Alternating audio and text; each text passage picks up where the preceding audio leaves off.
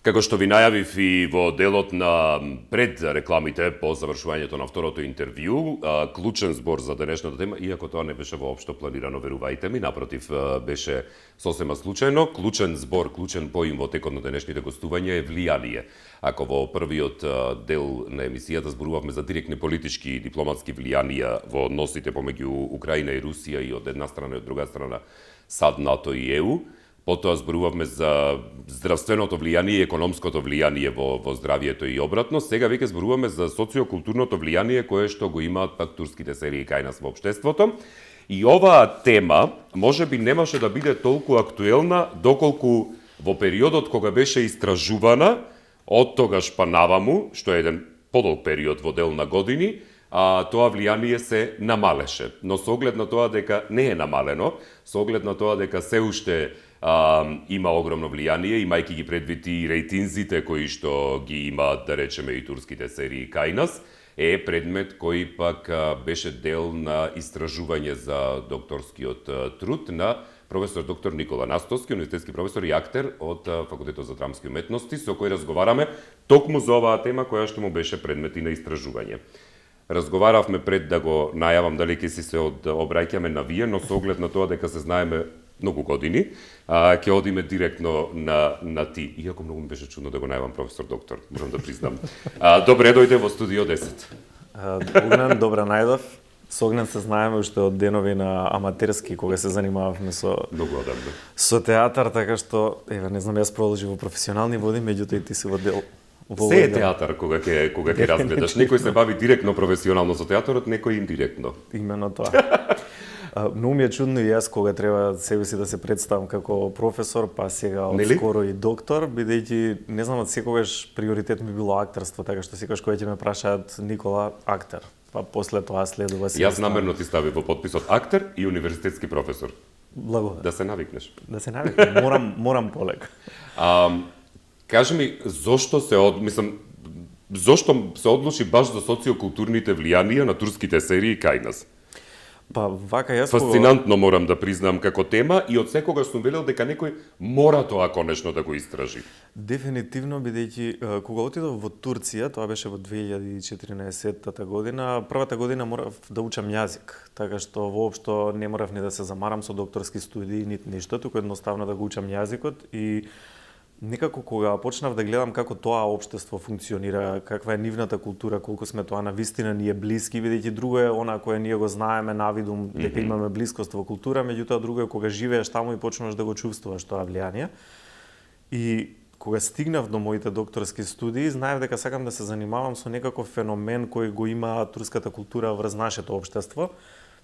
Меѓутоа се уште нема искристализирано што точно. Во текот на првата година од моите докторски студии, кога почнав да ги полагам тие испити кои што ги имавме задолжителни, сватев дека во однос на влијанието на турските серијали, конкретно во Македонија, не постои ниту една теза која се занимава, ниту едно истражување кое се занимава со тоа. И од секогаш сум сакал да потполнувам дупки во истражувачката дејност. Мислам, пред се докторската студија имено и тоа треба да го прави.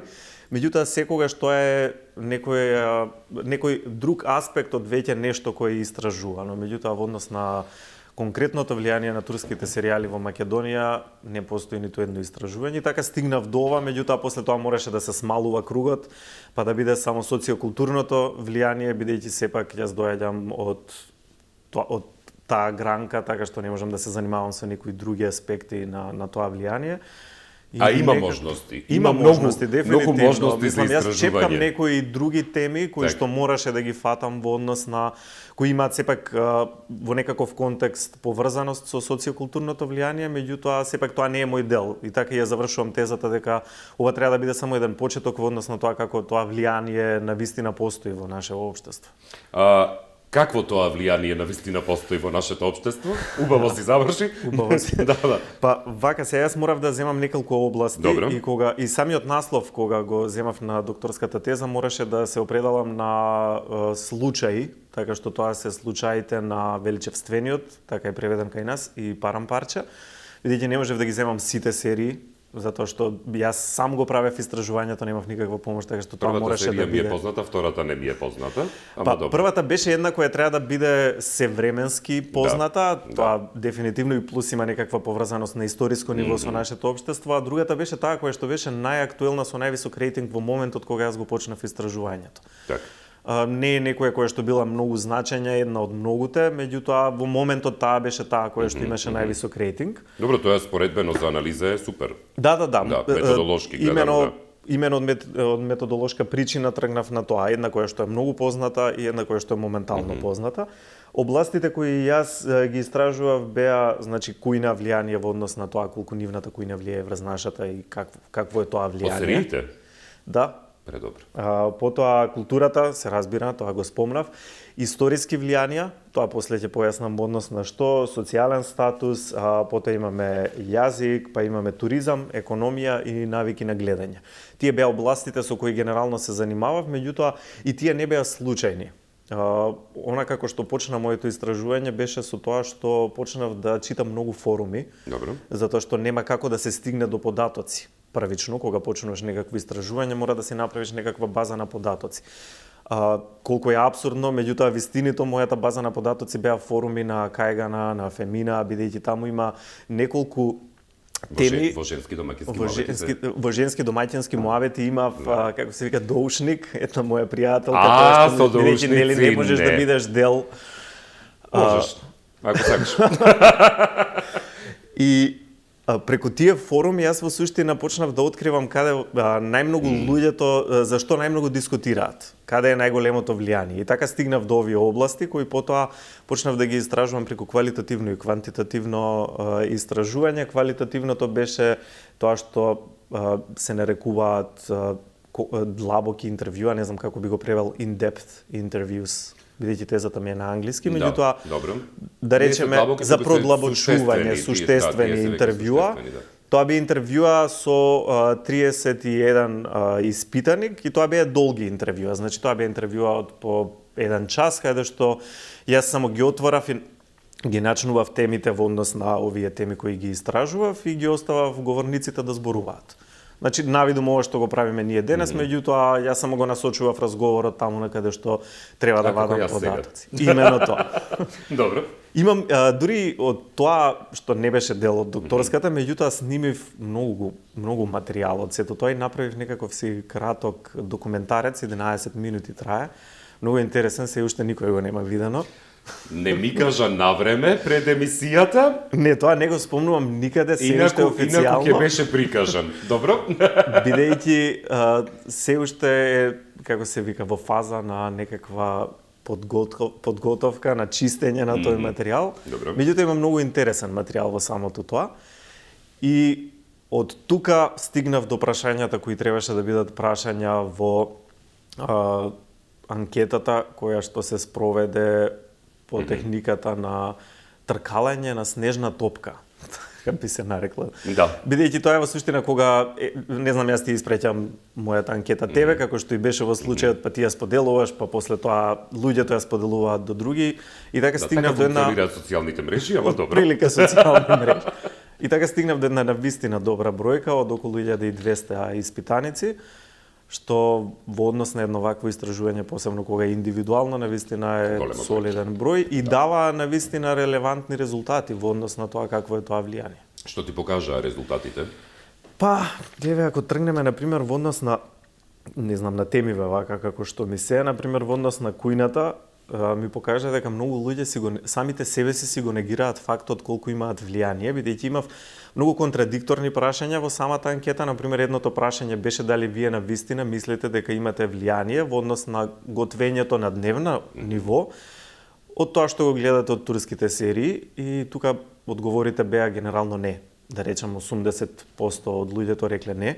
Меѓутоа, после наредното прашање беше да дадат одговор која храна ја подготвиле или купиле или ја нарачале во ресторан под влијание на тоа што ја виделе во некој од турските серијали. И тука имаше околу 825 испитаници кои дадоа одговор на некаква конкретна храна, што значи тоа е околу Тоа е многу. 70 и нешто проценти од нив тоа е многу. индиректно и несвесно биле под некакво си влијание. Да. Во однос на тоа кога станува збор за културата, да, сите знаеме дека навистина имаме блиска, сме биле 500 години во некаков си живот тука за време на Отоманската империја.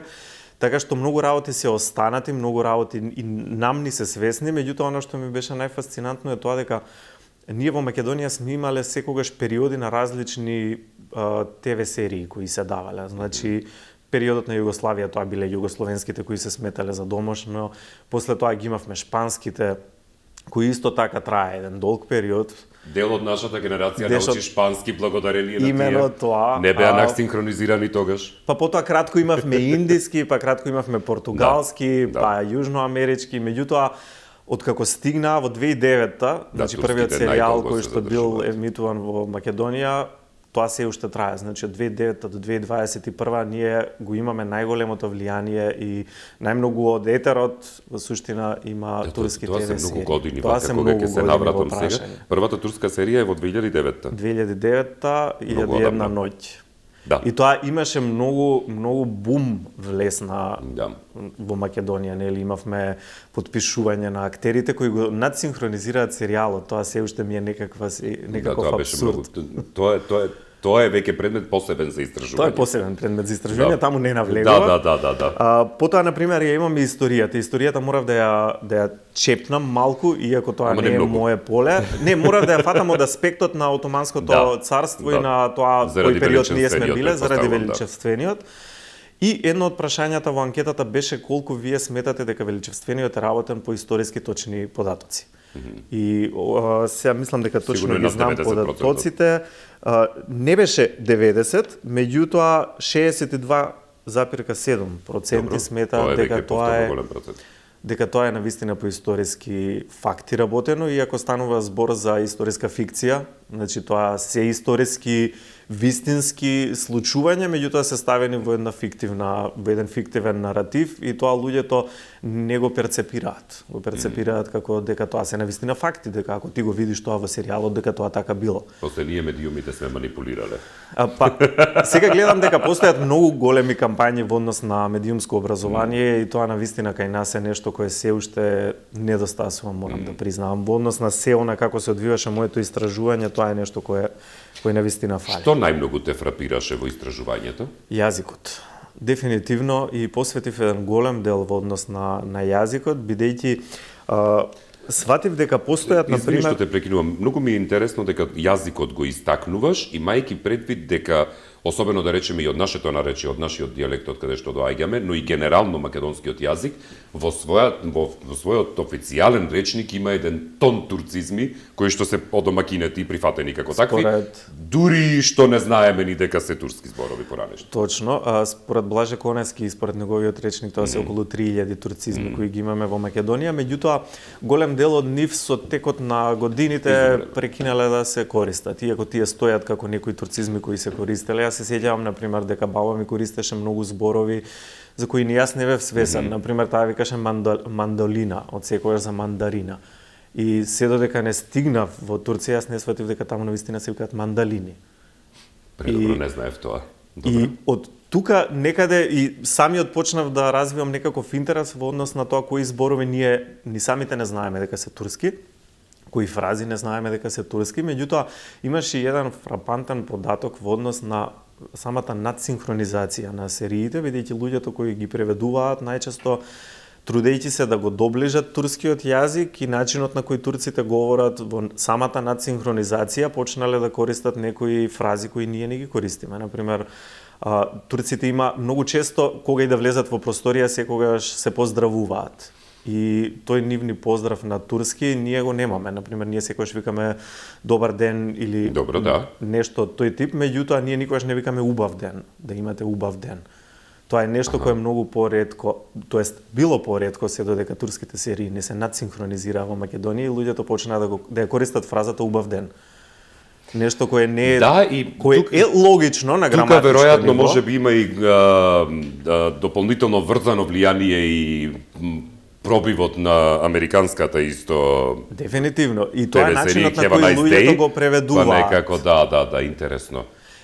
Потоа, например, бидејќи се занимавав со конкретни фрази, потоа, например, ја имаме фразата, да речеме, која кај нас е тотално преведена со поговорка, да ти се позлатат рацете, иако кога би ја превеле од турски на македонски во буквален превод, тоа би значело здравје на твоите раце, така викаат турците. Добро. Меѓутоа, кај нас, за да биде тоа поразговорно и поблиско, како што секогаш се преведуваат фразите, е нашето. по материјално да ти се позлатат рацете, меѓутоа, имав голем дел од испитаниците кои кажаа дека почнале да ја користат многу често оваа фраза, бидејќи постојано ја слушаат на турските серии. Да, останува. Значи не е нешто кое е ново, меѓутоа фреквенцијата на користење се зголемила, што автоматски се препишува на никакво влијание. Потоа, например, ја имаме колај гјалсин, тоа е исто нешто што турците секогаш го кажуваат кога заминуваат. Излегуваат и секогаш викаат со лесно нека ти оди работата во превод. Да. Би значило тоа, меѓутоа кај нас е кратко преведено со лесно. Исто е тоа нешто кое ние не го користиме, меѓутоа се користи под директно влијание. Да. И она кое што најмногу ме фасцинираше беше со помин нека е. Тоа мислам дека сите сме свесни дека дефинитивно се користи. Иако е некоја фраза која може да ја користеле нашите баби и дедовци, меѓутоа чисто се сомневам.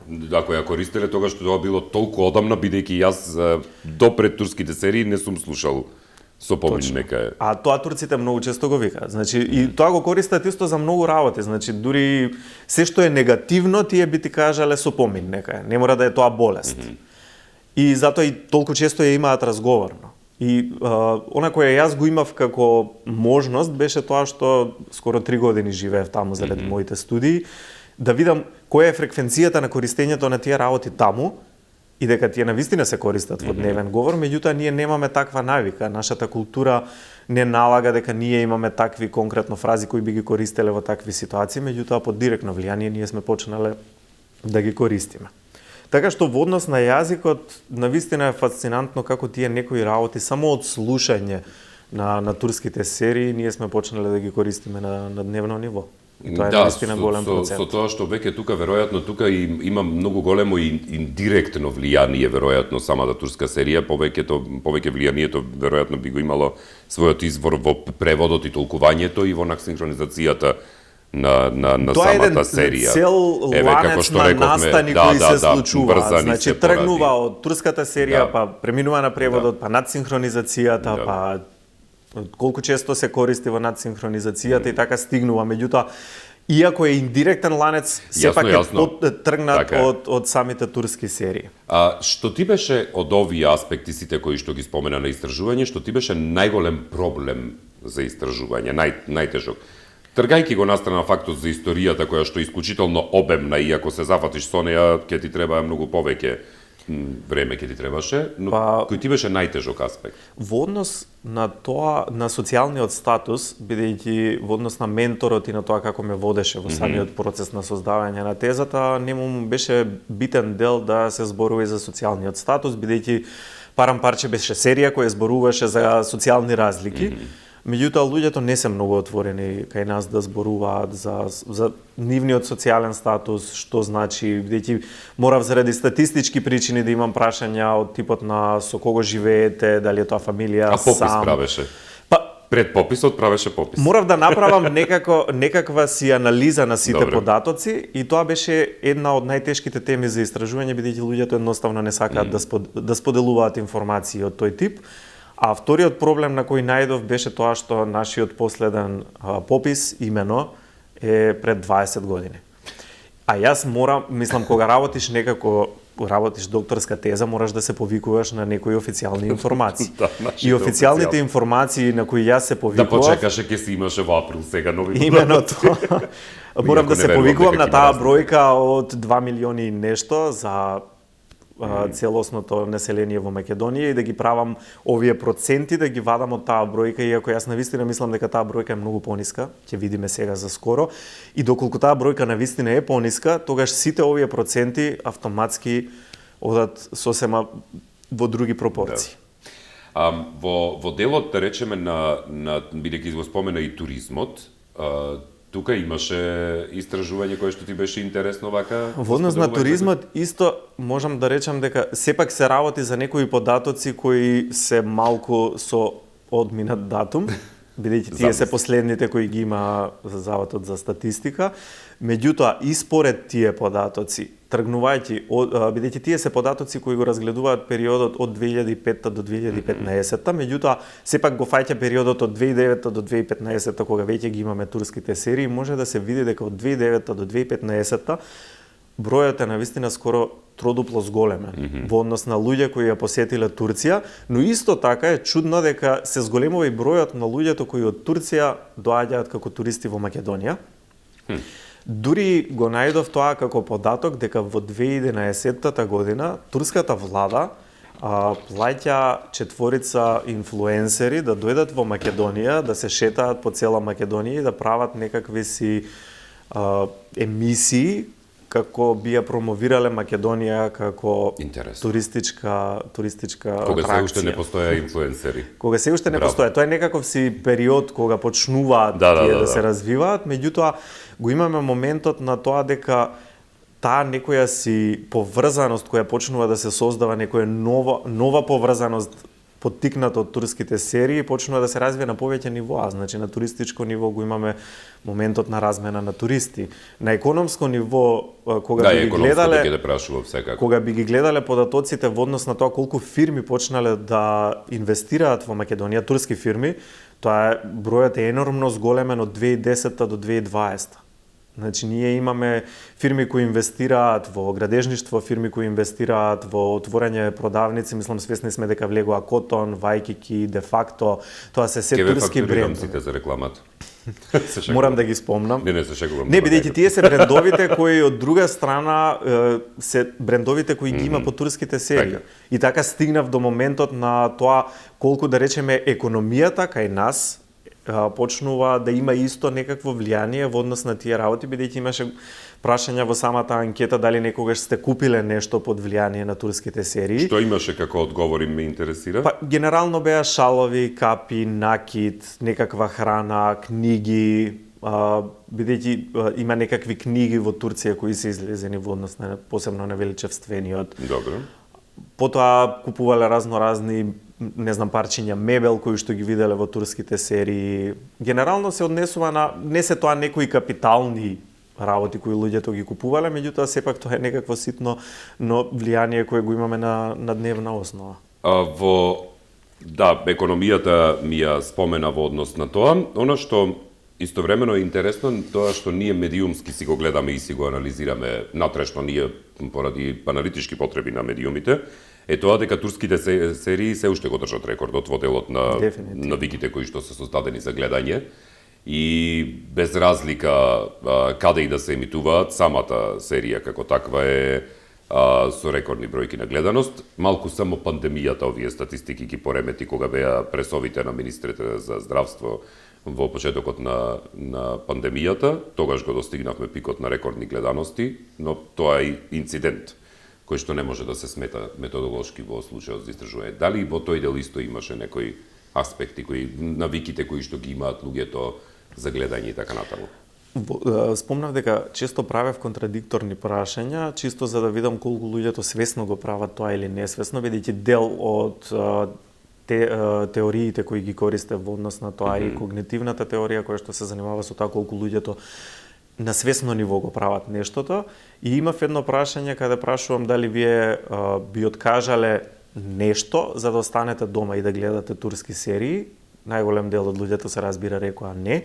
Меѓутоа, потоа имаше други две прашања каде прашувам. Јас ќе речеш да. Не, голем дел викаат не, бидејќи тоа има како апсурдно сега, јас нема да откажувам нешто за да гледам турски серии, меѓутоа на наредното прашање каде поставував прашањето гласеше дали гледате секој ден, 95% рекоа дека гледаат секој ден и наредното прашање беше кој е медиумот кој го користите, бидејќи имаме мал дел, некој 10% на луѓе кои го гледале тоа на интернет, така што 90% рекоа дека тоа го гледале на телевизија, така што ти доколку гледаш секој ден и гледаш на телевизија, тоа автоматски значи дека ти си создаваш некаква рутина дека во 8 часот, да речеме, почнува таа и таа серија, И дека ти треба автоматски да бидеш славата ја дома. закажуваш подоцна или порано. И- Додека не заврши серијата. Многу интересен податок беше на тоа колку луѓето дискутираат, бидејќи посебно за тие интервјуата кога ги правев поединечните, бев и во неколку фирми каде генерално работат жени и тоа морам да го напоменам дека генерално жени сакаат да зборуваат за ова, мажите едноставно некако се плашат. Иако Ама тајно скришум гледаат. Гледаат со сигурност, Тоа ти меѓутоа гарантирам. многу помалку сакаат да зборуваат. Меѓутоа кога зборував со одредени жени на таа тема, секогаш беше тоа дека сакаат да ја гледаат серијата, бидејќи другиот ден кога ќе отидат на работа, со утринското кафе се разговара за епизодата која што била претходната вечер. И тоа е многу интересен социјален податок и социјално влијание на тоа како една серија го диктира разговорот кој што ќе си има следниот ден и дека доколку ти ја пропуштиш претходната епизода, ти нема да можеш да бидеш дел од разговорот кој што се случува следното утро. Или едноставно тие ќе ти откријат што точно се случува. За крај имам само две прашања, ќе ги концепирам во едно, бидејќи од режијата почна вака да ми прават сега. Дали, со оглед на тоа дека си дел од професорскиот кадар на Факултетот за драмски уметности, дали забележуваш во текот на генерациите нови како доаѓаат влијание во начинот на изразување, на стилот на јазикот и на говорот, кое што доаѓа можеби од насинхронизациите кои што се вршат, бидејќи мислам дека ние претходно не бевме навикнати да слушаме, да речеме, серии каде што се зборува на македонски јазик. Веројатно со овие насинхронизации се потегна и моментот и Македонија да создава одредени серии, тргајќи ги настрана оние серии што сме ги имале во 90-тите. Зборувам за ново содржани и новите генерации кои што доаѓаат. Како обсервација која го имам од студентите со кои јас работам е тоа дека говорот премногу почнува да се локализира, дека се губи литературниот аспект на македонскиот јазик и тоа е еден поразителен факт, бидејќи и самите луѓе кои се занимаваат со надсинхронизации воопшто не внимаваат дека тоа треба да биде литературно. Пробуваат да го сведат на некакво локално ниво, кое што е најчесто скопско, и тоа е нешто кое е навистина погубно за нашиот литературен јазик. Бидејќи јас се занимавам со професија која што е јавна професија, исто како и ти. И дел од нашите должности е да се занимаваме и со зачувување на литературниот говор. Добро, кај посебно и во делот на техника на глас и говор, значи... Меѓутоа, не знам, вака кога и да отидете во театар, најчесто слушате скопски. Така што, тоа е една сосема друга тема за следните докторски студии. Прашањето ми беше за крај, Ептен, дали новите генерации кои што доаѓаат на факултетот, во начинот на говорот кој што ги имаат и приватно, имале, бидејќи се тоа генерации кои се растени реално, ако сега се 19 години, тие имале 6-7 години кога почнале турските серии. Дали е променет начинот на комуникација под некакво влијание? Не би можел да кажам со сигурност. Знам дека одредени, например, во скопско говорно подрачје, да. одредени гласови, например, ш и ч, преминуваат на затворање на ш и на ч, бидејќи тоа е нешто кое тие го слушаат постојано на телевизија, бидејќи така е во самиот скопски говор, значи тие гласови се многу позатворени. И да речем дека тоа е некое влијание кое можам да кажам дека сум го забележал. Има ли нешто за крај да се каже, а јас не прашав? Има многу, ама. Не, мислам дека има многу, меѓутоа за некоја наредна емисија. Добро. Никола, благодарам многу за издвоеното време и за тоа што беше дел од Студио 10 и па се гледаме, да, ќе најдеме некоја тема пак да разговараме. Дефинитивно. Благодарам многу. Почитувани гледачи, вам немам што дополнително да ви кажам. Мислам дека доволно во текот на денешното издание слушавте за влијанија од секаков аспект во ова компилација која што ја направив на интервјуа, така што останете со Телевизија 24, во продолжение следуваат пладневните вести точно во 12 и ви посакувам пријатен викенд. Се гледаме од понеделник натаму. Пријатно од мене.